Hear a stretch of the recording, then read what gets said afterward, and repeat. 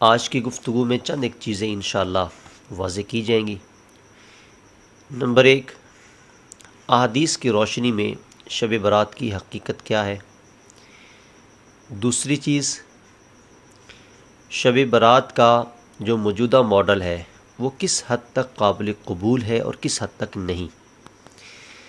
تیسری چیز، شب برات کے حوالے سے نبی کریم صلی اللہ علیہ وسلم کا کیا معمول تھا۔ اور چوتھی چیز، صحابہ کرام اور خصوصی طور پر آل رسول صلی اللہ علیہ وسلم کا شب برات کے حوالے سے معمول کیا تھا۔ اور اس سے بھی میرے خیال میں ضروری چیز یہ ہے کہ نبی کریم صلی اللہ علیہ وسلم ماہ شعبان میں روزوں کی کثرت کیوں کرتے تھے۔ تو یہ ساری کی ساری باتیں آج کی گفتگو میں ہم جانیں گے۔ امید ہے آپ کو یہ ویڈیو پسند آئے گی اور آپ یہ ویڈیو آخر تک دیکھیں گے انشاءاللہ۔ سب سے پہلی چیز، نبی کریم صلی اللہ علیہ وسلم کا ارشاد گرامی کہ الشعبان شہری، شعبان جو ہے یہ میرا مہینہ ہے۔ تو نبی کریم صلی اللہ علیہ وسلم نے اس مہینے کی نسبت اپنی طرف کی ہے۔ اور حضرت ذوالنون مصری رحمۃ اللہ تعالی علیہ فرماتے ہیں کہ رجب یہ بیج بونے کا مہینہ ہے، شعبان یہ آبیاری کرنے کا مہینہ ہے، اور رمضان یہ پھل لینے کا مہینہ ہے۔ اب اگر اس کو مختصر میں اس کی وضاحت کروں تو اس کا مطلب یہ بنتا ہے کہ پھل ماہ رمضان کا کیا ہے، لعلکم تتقون، تو تقوی اور پرہیزگاری کو حاصل کرنا یہ پھل ہے۔ تو بیج کیا ہوا کہ رجب کے مہینے سے آپ اپنے دل میں خوف خدا کا بیج بو لیں۔ شعبان کا مہینے میں آبیاری کا مطلب یہ ہے کہ اپنے آنسوؤں کے ذریعے سے اس بیج کو پانی دیتے رہیں، اور پھر جب ماہ رمضان آئے تو آپ کا وہ جو بیج تھا وہ پودا بن چکا ہو، تو جتنا آپ ماہ رمضان میں اس کو تیار کرتے چلے جائیں گے وہ اتنا زیادہ آپ کے لیے فائدہ مند ہوتا چلا جائے گا۔ شب برات، برات کا مطلب ہے بیزاری۔ تو اللہ تعالیٰ اس رات میں اپنے بندوں کی بخشش فرماتا ہے، اپنے بندوں کو جہنم سے لا تعلقی کا اعلان کرتا ہے کہ یہ میرے یہ بندے جہنم سے لا تعلق ہو گئے، یہ جہنم سے دور ہو گئے۔ اور بہت سارے لوگ ایسے بھی ہوتے ہیں کہ جو رب کی رحمت سے دور ہو جاتے ہیں، تو اس لیے اس کو شب برات کہا جاتا ہے۔ اور یہاں پر ایک اور بہت ہی پیاری حدیث پاک جو امام بہقی نے حضرت عثمان بن ابی العاص رضی اللہ تعالیٰ عنہ کے حوالے سے نقل کی یا روایت کی، وہ کہتے ہیں کہ جب نصف شعبان کی شب آتی ہے تو اللہ تعالیٰ ندا کرتا ہے کہ ہے کوئی مجھ سے بخشش طلب کرنے والا، میں اس کی بخشش کر دوں، ہے کوئی مجھ سے رزق مانگنے والا، میں اس کے رزق میں اضافہ کر دوں۔ کہا کہ یہ آواز چلتی رہتی ہے یہاں تک کہ صبح ہو جاتی ہے۔ زانیہ عورت اور شرک کرنے والوں کے علاوہ رب تعالیٰ سب کی بخشش فرما دیتا ہے۔ تو یہ نصف شعبان یعنی 15ویں شب کی بات ہو رہی ہے۔ اور اگر ہم اس میں نبی کریم صلی اللہ علیہ وسلم کا معمول دیکھیں تو جامع ترمذی حضرت عائشہ رضی اللہ تعالی عنہا سے روایت وہ کرتے ہیں، مختصر روایت میں پیش کرتا ہوں، ہے کافی طویل۔ حضرت عائشہ رضی اللہ تعالی عنہ فرماتی ہیں کہ ایک رات میں نے نبی کریم صلی اللہ علیہ وسلم کو، باری میری تھی، میرے حجرے میں آپ نے ٹھہرنا تھا، میں رات کو اٹھی تو نبی کریم موجود نہیں تھے۔ بہرحال میں تلاش کرتی کرتی جنت البقیع میں جب پہنچی تو نبی کریم کو میں نے وہاں پہ پایا۔ جب حضور کی ذات نے مجھے دیکھا تو فرمایا کہ عائشہ، اللہ کا نبی خائن نہیں ہوتا۔ پھر حضور فرماتے ہیں کہ اے عائشہ، تمہیں پتہ ہے کہ آج کی رات کون سی رات ہے؟ فرمایا کہ آج 15ویں شب ہے شعبان کی، اور آج کی رات رب تعالی بنی کلب کی بکریوں کے بالوں سے بھی زیادہ لوگوں کی مغفرت فرما دیتا ہے۔ اللہ اکبر! ایک ہمارا سر ہے، اس کے بال آپ گن نہیں سکتے، اور کہاں ایک پوری بکری کے، اور کہاں پر نبی کریم فرما رہے کہ بنی کلب جو قبیلہ جو پورے عرب کے سب سے بڑا قبیلہ تھا، اس کی بکریوں کے بال، اور پھر حضور فرما رہے کہ ان بالوں سے بھی زیادہ تعداد میں۔ سبحان اللہ! تو ناظرین یہاں سے آپ محسوس کر رہے ہیں اور اس بات کو آپ کے علم میں آ رہی ہے کہ یہ رات کوئی چھوٹی رات نہیں ہے، اس رات بخشش کی رات ہے۔ اور حضرت علی رضی اللہ تعالیٰ عنہ نے جو حدیث پاک سنن ابن ماجہ نے اس حدیث کو روایت کیا ہے، اور حضرت علی رضی اللہ تعالیٰ عنہ اس حدیث کے راوی ہیں، اور یہ اگرچہ بہت سارے لوگوں کے نزدیک ضعیف کا درجہ رکھتی ہے، لیکن کم از کم حدیث موضوع تو نہیں ہے، یہ حدیث تو ہے نا، اور وہ بھی صرف ایک صحابی رسول اس میں ہے، ایک درمیان میں راوی ہے جس کی وجہ سے اس کو ضعف کا درجہ دیا گیا، وگرنہ اس کے باقی معاملات سارے صحیح ہیں۔ اور حضور کیا فرماتے ہیں؟ اذا كانت لیلۃ النصف من شعبان فقوموا لیلها وصوموا نہارها۔ نبی کریم صلی اللہ علیہ وسلم کی ذات نے ارشاد فرمایا، یہ فائنلی ایک طرح کا یعنی حضور کی طرف سے سٹیٹمنٹ ہمارے پاس آ رہی ہے۔ حضور کیا فرماتے ہیں کہ جب لیلۃ النصف من شعبان، جب 15ویں شب آ جائے ماہ شعبان کی، تو اس کی رات میں قیام کرو۔ اب اس رات کو میں جاگنے کا، اس رات میں عبادت کرنے کا، یہ نبی کریم کی طرف سے حکم آ رہا ہے۔ اگرچہ یہ مستحب عمل ہے، لیکن مستحب کے لیے اشارہ تو حضور کر رہے ہیں۔ وصوموا نہارہا، اور اس کے دن میں روزہ رکھو۔ کیوں؟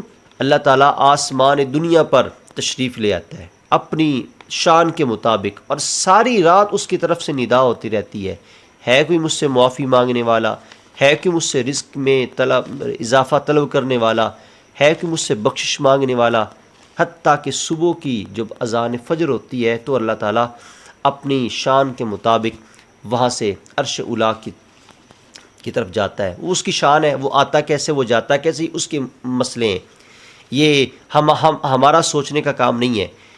یہ حضور صلی اللہ علیہ وسلم کی طرف سے حضرت علی رضی اللہ تعالیٰ عنہ روایت کر رہے ہیں۔ تو اب میرا نہیں خیال کہ اس کے بعد کوئی گنجائش رہ جاتی ہے کہ اس رات عبادت کرنی چاہیے یا نہیں کرنی چاہیے۔ جب حضور کی طرف سے ایک سٹیٹمنٹ ہمارے سامنے آ رہی ہے تو اس کا مطلب یہ ہے کہ نبی کریم صلی اللہ علیہ وسلم نے اس رات عبادت کرنے کو اچھا جانا ہے، تو اس رات عبادت ہونی چاہیے۔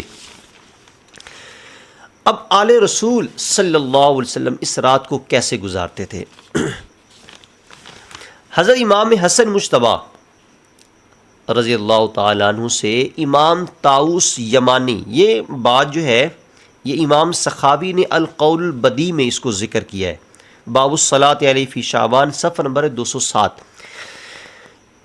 حضرت امام طاؤس یمانی کہتے ہیں کہ میں نے امام حسن سے سوال کیا کہ آپ شب برات کو کیسے گزارتے ہیں، تو آپ نے کہا کہ میں اس رات کے 3 حصے کرتا ہوں۔ یہ بڑی قابل توجہ بات، قابل غور اس پہ یہ بات ہے۔ کہتے ہیں کہ میں اس رات کے 3 حصے کرتا ہوں۔ پہلا حصہ میں اپنے نانا جان پر درود پڑھتا ہوں، سبحان اللہ۔ دوسرا اپنے رب سے استغفار کرتے ہوئے گزار دیتا ہوں، اور پھر رات کے تیسرے پہر میں رب کے لیے، رب کی ذات کی بارگاہ میں قیام کرتا ہوں، نوافل پڑھتا ہوں، عبادت کرتا ہوں۔ 3 حصے کرتا ہوں۔ اس کا مطلب یہ ہے کہ نبی کریم صلی اللہ علیہ وسلم کی ذات پہ درود پڑھنا، استغفار کرنا، اور پھر اللہ کی بارگاہ میں مناجات کرنا، یہ آل رسول کا طریقہ ہے۔ اور یہاں پر ایک اور بہت پیاری بات امام قسطلانی نے المواہب اللدنیہ میں لکھا ہے کہ یہ جو شعبان ہے یہ نبی کریم صلی اللہ علیہ وسلم پر درود بھیجنے کا مہینہ بھی ہے۔ کیوں بھائی؟ کیونکہ وہ کہتے ہیں کہ اسی مہینے میں ان اللہ و ملائکتہ یصلون علی النبی، یہ آیہ مبارکہ اسی مہینے میں نازل ہوئی ہے۔ امام حسن اس لیے کہتے ہیں کہ میں اپنی رات کے پہلے حصے میں نانا جان پر درود پڑھتا ہوں، تو اسی مناسبت سے وہ یہ کام کر رہے ہیں۔ تو اس سے ہمیں آل رسول کا بھی پتہ چل گیا کہ وہ کس طرح سے آل رسول اس رات کو جاگتے ہیں۔ پھر امام طاؤس کہتے ہیں کہ میں نے ان سے پوچھا کہ اس رات کو جاگنے والوں کا اجر کیا ہے، تو امام حسن فرماتے ہیں، کہتے ہیں کہ میں نے حضرت علی رضی اللہ تعالیٰ عنہ سے سنا، جو اس رات کو جاگتا ہے اللہ تعالیٰ اس بندے کو اپنے مقرب بندوں میں شامل فرما لیتا ہے، سبحان اللہ۔ تو ناظرین اس ساری باتوں سے ہمیں یہ محسوس ہو رہا ہے اور یہ پتہ چل رہا ہے کہ اس رات کو عبادت ہونی چاہیے۔ شب برات کے حوالے سے تقریباً 10 صحابہ کرام ہیں کہ جنہوں نے شب برات کے حوالے سے احادیث کو نقل کیا. میں ان کے نام لیتا ہوں. حضرت ابوبکر صدیق، حضرت علی مرتضیٰ، حضرت عائشہ، حضرت معاذ بن جبل، حضرت ابو ہریرہ، حضرت عوف بن مالک، حضرت ابو موسیٰ اشعری، حضرت عبداللہ بن عمر، حضرت ابو ثعلبہ اور حضرت عثمان بن ابی العاص رضی اللہ تعالی عنہم. یہ 10 صحابہ کرام ہیں کہ جنہوں نے شب برات کے حوالے سے احادیث کو نقل کیا. اور حضرت عبداللہ ابن عمر، امام بہقی نے اس حدیث کو روایت کیا ہے. عبداللہ ابن عمر کے حوالے سے کہتے ہیں کہ 5 لیال لا يرد فیہن الدعاء، 5 راتیں ایسی کہ جن میں دعا رد نہیں کی جاتی. کتنی؟ 5.